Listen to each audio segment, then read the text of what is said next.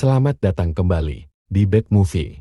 Hari ini gua akan memperkenalkan kepada kalian sebuah film. Rekap film kali ini rilis pada tahun 2018, menceritakan kisah nyata seorang gadis yang diculik.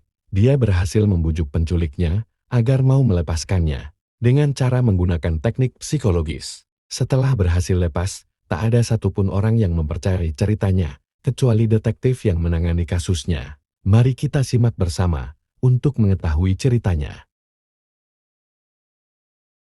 Film dimulai dengan gadis bernama Lisa Msivai. Dia berusia 17 tahun dan bekerja di restoran 24 jam. Pada malam itu, dia tidak ingin kembali ke rumah. Lisa ingin mengakhiri hidupnya selama 3 tahun terakhir. Saat Lisa naik sepedanya, tangan seseorang mendorongnya dari sepeda, kemudian mengancamnya dengan piston di pelipisnya. Dia melawan dan berteriak, lalu berkata, "Lakukan apapun yang kamu mau, tapi jangan bunuh aku."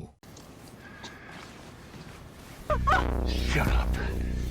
Pria itu membawa dia ke rumahnya, lalu memandikannya di bawah pancuran, dan kemudian memperkaosnya lagi dan lagi.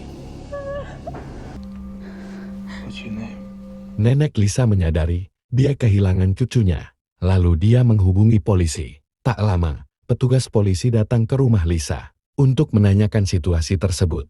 Sang ibu menjawab bahwa putrinya baru saja pergi berjalan-jalan. Adik perempuan Lisa diam-diam memberitahu polisi, karena Lisa tidak akan pergi tanpa memberitahunya. Saat di tempat penculikan, Lisa mengingat ketika seseorang mengatakan, jika ingin meluluhkan pria, maka perlu pendekatan. Tiba-tiba dia meminta maaf kepada maniak karena kelakuannya di masa lalu. Ternyata penculik itu tak lain adalah kakeknya sendiri. Setelah itu, penculik melepaskan ikatan tangannya. Kemudian, Magnum, seorang petugas polisi, datang ke tempat korban bekerja untuk bertanya kepada bos, kapan terakhir melihat Lisa dan perubahan yang terjadi pada gadis itu.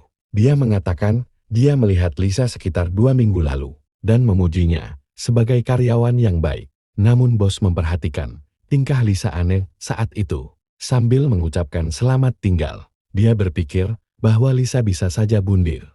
Ketika maniak itu melihat berita tentang hilangnya Lisa, dia langsung teringat Lisa kecil yang membohonginya dulu. Setelah itu, dia langsung menyerangnya. Gadis itu mulai menyangkal hal itu. Dia meminta untuk membawanya ke toilet dan meninggalkannya sendirian. Maniak itu menyetujuinya. Setelah itu, dia meninggalkannya. Kali ini, gadis itu melepas perban dan menutup pintu. Dia meninggalkan sidik jarinya di benda yang berbeda. Pria itu menunggu di luar. Dia kehilangan kesabaran, lalu menarik Lisa keluar dari toilet dan mengancam akan membunuhnya. Gadis itu menuangkannya segelas air untuk menenangkan diri. Saat menuang air, dia melihat telepon di sebelah wastafel. Setelah itu, ketika maniak itu tertidur, Lisa diam-diam turun. Dia mendekati telepon dan akan menekan nomor. Maniak itu terbangun. Alhasil Lisa dipukuli lagi. Lisa memutuskan untuk meninggalkan bukti lain dengan mencabut rambut dan melemparkannya ke bawah tempat tidur. Selama di rumah maniak itu, keesokan paginya, setelah mendengar berita jika polisi mencurigainya terlibat aktif dalam kasus pembunuh berantai, pria itu dengan cepat menangkap Lisa dan menyeretnya ke dalam mobil. Saat mengisi bensin, Lisa ditinggalkan sendirian. Dia menggigit jarinya untuk meninggalkan bekas darah. Saat sampai, pria menurunkannya di halaman dekat pohon. Dia melepas ikatan tangannya dan disuruh menunggu 5 menit tanpa melepas perbannya, lalu dia pergi. Gadis itu mendengar mobil pergi. Dia merobek perbannya dan berlari kemanapun. Namun penculik melihat gadis itu, dia berbalik untuk menyusulnya.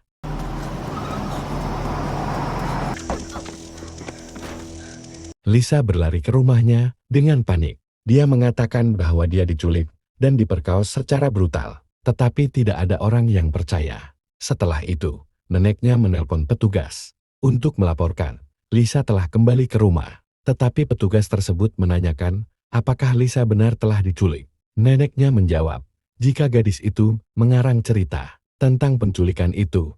It was nothing. Glad to hear she made it home okay. Pada pagi hari, petugas membawanya ke kantor untuk bersaksi.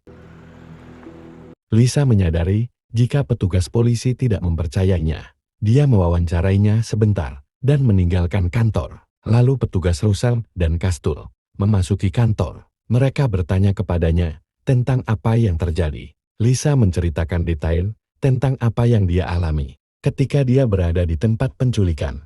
Tetapi, para wanita tersebut tidak mempercayai kata-katanya. Dengan alasan, dalam situasi penuh tekanan seperti itu, tidak mungkin dia mengingat detail sekecil itu. Petugas menoleh ke detektif Larry Pinkerton.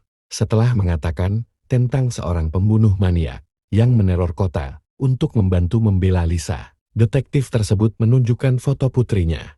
Dia siap melindungi Lisa dan juga putrinya. Akhirnya ada orang yang bisa Lisa percaya. Lalu dia menjelaskan dengan detail. Setelah itu, detektif itu menoleh ke Russell. Pinkerton memerintahkan agar memberi pakaian ganti kepada Lisa. Setelah itu, dia menghubungi keluarga Lisa untuk mendapatkan izin hipnosis. Tetapi ayahnya menolak ide ini karena Lisa harus bekerja. Setelah berbicara dengan ayahnya, detektif Pinkerton pergi bersama Lisa. Lisa memberitahu detektif bahwa itu ayah tirinya. Setelah itu, pria tersebut ditangkap karena melakukan pelecehan seksual terhadap anak tersebut. Setelah mengumpulkan barang pribadinya, dia mendatangi neneknya dan bertanya, mengapa dia tidak melindunginya. Wanita itu tidak menjawab apapun. Lalu Lisa meninggalkan rumah dan masuk ke mobil polisi. Detektif itu membawa Lisa ke sersan polisi Kinley untuk memberinya tempat tinggal sementara. Saat berada di kamar barunya, pada malam hari, Lisa mendengar familiar suara mobil. Dia melihat keluar jendela dan memperhatikan penculiknya. Lalu dia berteriak panik. Sersan Kinley berlari ke arahnya sambil melihat keluar jendela dan tidak menemukan apapun. Kinley menyadari bahwa gadis itu berhalusinasi. Keesokan paginya, Lisa memberitahu detektif tentang semua bukti yang dia tinggalkan. Larry Pinkerton mengajukan teori kepada letnannya. Jika penculik Lisa mungkin adalah pembunuh berantai yang telah mereka cari begitu lama. Namun, sang letnan skeptis tentang hal itu. Setelah itu, detektif pergi ke Lisa untuk membawanya ke tempat yang lebih aman. Pada malam hari, di hari yang sama, detektif memperkenalkan Lisa kepada putrinya. Setelah itu mereka makan malam di ruang The Donut. Detektif memberitahu rekan-rekannya bahwa mereka akan mengetahui tersangka dalam kasus pembunuhan berantai. Pinkerton segera menuju ke Lisa untuk menceritakan kembali malam yang mengerikan di tempat penculikan itu.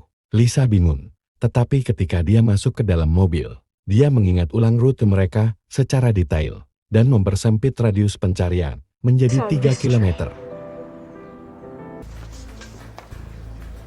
Saat mencari penculik itu, detektif menemukan mobil tersangka dan mengambil foto mobil dengan wajah pengemudi. Setelah mengambil foto, detektif melaporkan ke markas tentang penemuan tersangka dalam radius pencarian mereka. Di kantor polisi, Lisa segera mengidentifikasi penculiknya dari foto pada malam hari itu. Di hari yang sama, polisi menahan pembunuh berantai bernama Bobby Julong di apartemen. Polisi menemukan semua bukti yang diberitahukan oleh Lisa. Selama interogasi, Bobby menceritakan polisi menangkapnya hanya karena kasus Lisa. Setelah interogasi, Pinkerton memberitahu Lisa jika mereka telah menangkap penculiknya dan Lisa telah menyelamatkan banyak nyawa. Semua polisi bertepuk tangan dan berdiri sebagai tanda terima kasih atas kepahlawanannya. Cerita berakhir. Lisa dibawa oleh paman dan bibinya. Mereka berjanji akan menjaganya. Di akhir film, Lisa menjadi wakil sheriff. Bidang spesialisasinya adalah kejahatan seksual dan perlindungan anak, dan Bobby Julong mendapat hukuman mati.